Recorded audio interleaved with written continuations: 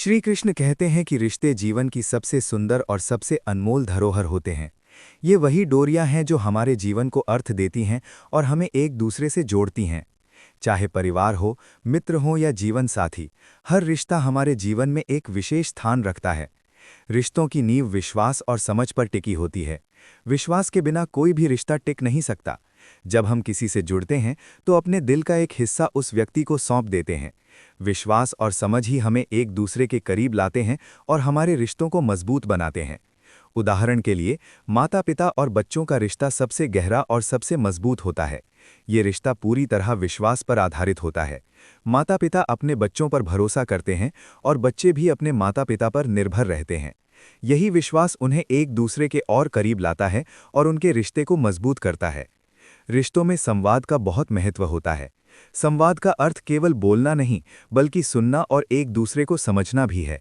जब हम किसी रिश्ते में संवाद करते हैं तो अपने विचार, भावनाएं और इच्छाएं साझा करते हैं। ये संवाद हमें एक दूसरे को बेहतर समझने में मदद करता है और रिश्ते को और गहरा बनाता है। कई बार रिश्तों में गलतफहमियां पैदा हो जाती हैं और ये गलतफहमियां रिश्तों में दरार डाल देती हैं।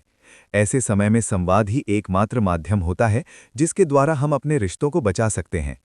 एक छोटे से कस्बे में एक परिवार रहता था। उस परिवार में माता पिता और उनके 2 बच्चे थे।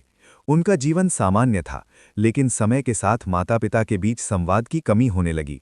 माता पिता अपने काम में इतने व्यस्त हो गए कि बच्चों को समय नहीं दे पाए। धीरे धीरे संवाद की कमी के कारण परिवार के सभी सदस्य एक दूसरे से दूर होने लगे।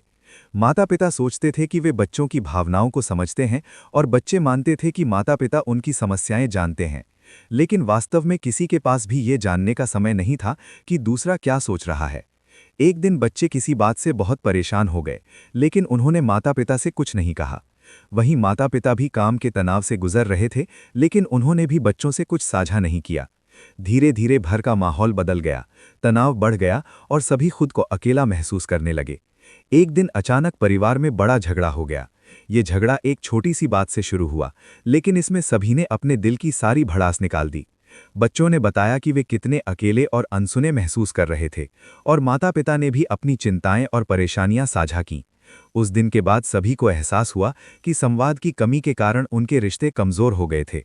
उन्होंने ये स्वीकार किया कि संवाद की कमी ने उन्हें एक दूसरे से दूर कर दिया था।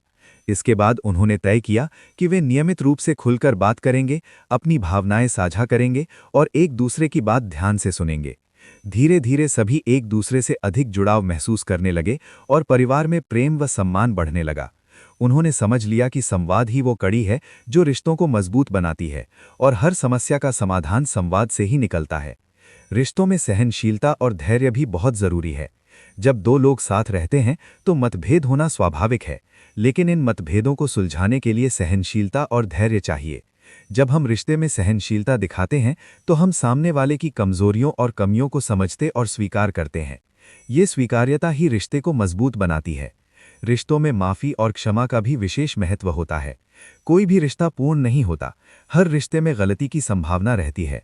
ऐसे समय में माफ़ी और क्षमा ही रिश्ते को बचाती है। जब हम माफ़ी मांगते हैं तो अपनी गलती स्वीकार करते हैं और रिश्ते को सुधारने की कोशिश करते हैं।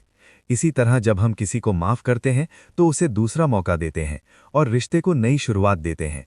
माफ़ी और क्षमा वे गुण हैं जो रिश्तों को दीर्घकालिक और स्थायी बनाते हैं। प्रेम और स्नेह किसी भी रिश्ते की आत्मा होते हैं। प्रेम के बिना कोई भी रिश्ता अधूरा होता है। जब हम किसी से प्रेम करते हैं तो हम उसके सुख दुख के साथी बन जाते हैं। प्रेम ही हमें एक दूसरे से जोड़ता है और रिश्ते को गहराई देता है। ईमानदारी भी किसी भी रिश्ते की सबसे मजबूत नींव होती है। जब हम किसी के साथ ईमानदारी से व्यवहार करते हैं तो उस रिश्ते में विश्वास और भरोसे की नींव रखते हैं। ईमानदारी न केवल रिश्तों को मजबूत बनाती है, बल्कि हमें अंदर से भी मजबूत बनाती है। हर रिश्ते में उतार चढ़ाव आते हैं और ऐसे समय में ईमानदारी ही वो गुण है जो हमें इन चुनौतियों का सामना करने में मदद करती है। एक समय की बात है, रामू और श्यामू 2 अच्छे मित्र थे। वे बचपन से एक ही गांव में रहते थे। साथ खेलते, साथ पढ़ते और साथ बड़े हुए। उनके बीच गहरी दोस्ती थी और वे एक दूसरे पर पूरा भरोसा करते थे। एक दिन रामू को अपने परिवार की आर्थिक स्थिति सुधारने के लिए शहर जाना पड़ा। जाने से पहले उसने श्यामू से कहा, श्यामू, मैं कुछ पैसे तुम्हारे पास छोड़ रहा हूं, इन्हें सुरक्षित रखना, जब जरूरत पड़ेगी आकर ले लूंगा। श्यामू ने ईमानदारी से रामू के पैसे संभाल कर रखे। कई साल बाद रामू वापस गांव लौटा। अब वो काफी बदल चुका था और जीवन में कई कठिनाइयां झेल चुका था। जब वो श्यामू से मिला तो श्यामू ने तुरंत उसके पैसे लौटा दिए। रामू ने पैसे लेने से मना कर दिया और कहा, श्यामू, तुमने इतने सालों तक मेरे पैसे सुरक्षित रखे, ये साबित करता है कि तुम सच्चे मित्र हो।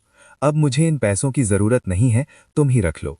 श्यामू ने कहा, नहीं रामू, ये तुम्हारे पैसे हैं। अगर तुम नहीं लोगे तो मेरी ईमानदारी पर सवाल उठेगा। श्यामू की बात सुनकर रामू बहुत प्रभावित हुआ और उसने पैसे ले लिए। उनकी दोस्ती और भी गहरी हो गई, क्योंकि अब वे समझ चुके थे कि उनका रिश्ता केवल दोस्ती पर नहीं बल्कि ईमानदारी और विश्वास पर आधारित है। रिश्तों को महत्व देना भी बहुत जरूरी है। जब हम रिश्तों को महत्व देते हैं तो उन्हें मजबूत और स्थायी बनाते हैं। रिश्तों को महत्व देने का मतलब है अपने जीवन में मौजूद लोगों का सम्मान करना और उनकी भावनाओं और जरूरतों का ध्यान रखना।